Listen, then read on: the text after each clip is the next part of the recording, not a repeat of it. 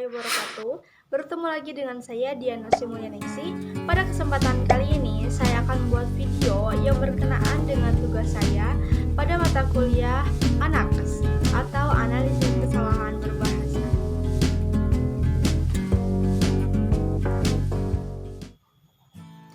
Nah, teman-teman, sebelum ke materi inti, saya akan menjelaskan terlebih dahulu pengertian analisis kesalahan berbahasa. Analisis kesalahan berbahasa adalah salah satu cara kerja untuk menganalisis kesalahan manusia dalam berbahasa. Penggunaan bahasa sehari-hari tentu tidak luput dari kesalahan, dan kesalahan tersebut bervariasi tentunya. Melalui analisis kesalahan berbahasa dapat dijelaskan bahwa kesalahan-kesalahan berbahasa itu ditinjau dari beberapa aspek. Yang pertama ada morfologi, yang kedua ada fonologi, selanjutnya ada sintaksis, semantik, dan terakhir ada ejaan. Later. Nah, kita masuk ke materi inti. Pada era globalisasi ini, tantangan penggunaan bahasa Indonesia semakin berat. Ruang publik kita menunjukkan bahwa bahasa Indonesia mulai tergeser oleh bahasa asing. Padahal, ruang publik sebaiknya menunjukkan identitas bangsa dengan mengutamakan bahasa Indonesia. Namun, pada kenyataannya penggunaan bahasa di ruang publik masih belum menunjukkan hal itu. Kesalahan berbahasa Indonesia masih sering muncul, khususnya di papan-papan nama, baik papan nama pertokoan, pusat perbelanjaan, perumahan, periklanan, dan lain sebagainya. Ruang-ruang publik kita seakan-akan lebih mengutamakan warga asing daripada warga Indonesia itu sendiri. Apakah kalian merasakan hal itu? Banyak papan-papan petunjuk yang mengutamakan bahasa Inggris daripada bahasa Indonesianya. Bahasa Inggris ditulis lebih dahulu dengan menggunakan huruf besar atau kapital, sedangkan bahasa Indonesia ditulis setelahnya dengan menggunakan huruf kecil. Kalian sadar atau tidak? Di negara kita, jika sebuah toko berlebarkan luar negeri dan berbahasa asing, tentu harga jual pada toko tersebut akan lebih tinggi dibandingkan dengan toko biasa lainnya. Padahal yang mereka jual itu sama, ya kan? Oke, kita lanjut. Dalam salah satu bunyi Sumpah Pemuda yang ketiga, dinyatakan bahwa kami putra-putri Indonesia menjunjung bahasa persatuan bahasa Indonesia. Pernyataan itu bermakna bahwa bahasa Indonesia harus diletakkan lebih tinggi daripada bahasa lain yang ada di Indonesia, baik terhadap bahasa daerah maupun bahasa asing. Itu menurut Sasangka dan Darheni 2012 nomor 9. Bahasa-bahasa lain yang berkembang di Indonesia, baik bahasa daerah maupun bahasa asing, tetap dilakukan keberadaannya dan diakui. Namun, penggunaan harus sesuai dengan kedudukan dan fungsinya.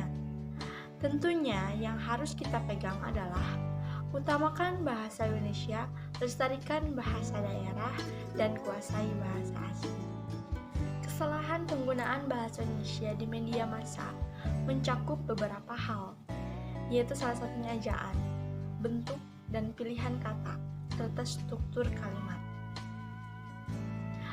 Ejaan berkaitan dengan tata tulis yang meliputi pemakaian huruf, penulisan kata, termasuk penulisan kata atau istilah, serapan, dan pemakaian tanda baca. Itu menurut Srianto 2016 nomor 6. Ejaan mengatur penggunaan kaidah dalam bahasa tulis. Aturan ini harus dipatuhi oleh pemakai bahasa demi keteraturan bahasa tulis tentunya. Jika tidak mengikuti ejaan yang berlaku, kejelasan makna dapat terganggu karena tidak menyepakati aturan yang ada. Wujud kesalahan ejaan meliputi huruf kapital, huruf miring, singkatan, dan akronim, kata depan, gabungan kata, penulisan angka, dan bilangan, penggunaan tanda titik, tanda koma, tanda pisah, tanda titik dua, dan tanda titik koma. Kesalahan penggunaan huruf kapital banyak terdapat pada persoalan nama diri. Masih banyak pengguna bahasa yang keliru dalam menentukan nama diri atau bukan nama diri. Dalam KBBI, nama diri berarti nama yang dipakai untuk menyebutkan diri seseorang, benda, tempat tertentu, dan sebagainya. Dengan kata lain, nama diri dapat dinyatakan bahwa sudah pasti atau satu-satunya atau tidak ada yang lain. Itu menurut Haryanto 2019 nomor 20. Contoh kesalahan nama diri tampak pada penulisan jenjang pendidikan dengan huruf awal kapital berikutnya. Satu-satunya sekolah teknologi di Kalimantan Selatan yang dikelola oleh pondok pesantren dan menyiapkan para tamatan untuk menjadi asisten tenaga medis di rumah sakit, puskesmas, poliklinik, dan pusat kesehatan lainnya, serta menyiapkan tamatan untuk memasuki perguruan tinggi sesuai dengan bidang. Penulisan sekolah, teknologi, pondok pesantren, rumah sakit, puskesmas, poliklinik, dan pusat kesehatan yang menggunakan huruf awal kapital seharusnya menggunakan huruf kecil, yaitu menjadi sekolah teknologi, pondok pesantren, rumah sakit, puskesmas, poliklinik, dan pusat kesehatan. Hal itu disebabkan karena bukan nama diri tadi ya, sudah dijelaskan. Kasus penggunaan huruf kapital juga terlihat pada penulisan nama profesi, yaitu menjadi asisten perawat. Tadi ya udah dijelaskan. Dalam pedoman umum ejaan bahasa Indonesia, huruf kapital dipakai huruf pertama gelar akademik yang diikuti oleh nama orang. Huruf kapital juga dipakai sebagai huruf pertama gelar profesi yang dipakai sebagai sapaan. Dalam kasus menjadi asisten perawat, gelar profesi itu tidak digunakan sebagai sapaan, sehingga menggunakan huruf kecil, sehingga menjadi asisten perawat. Kasus ejaan lain terdapat pada penggunaan huruf miring.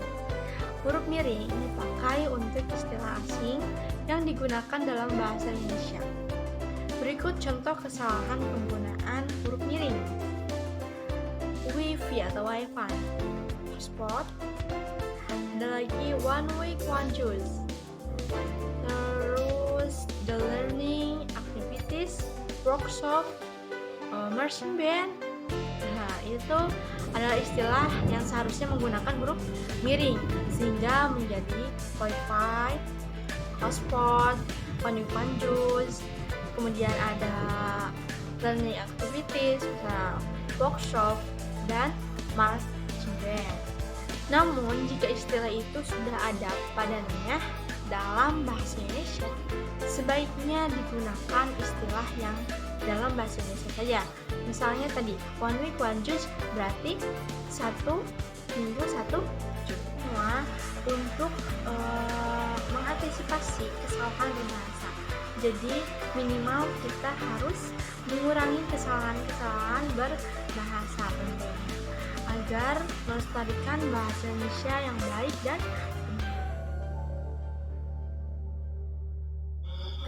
Terima kasih telah menonton video ini sampai selesai. Mudah-mudahan bisa bermanfaat untuk teman-teman semuanya. Mohon maaf juga bila ada kesalahan kata ataupun perilaku saya yang kurang berkenan. Mohon dimaafkan. Mungkin sekian dulu untuk video kali ini. See you next time. Assalamualaikum warahmatullahi wabarakatuh.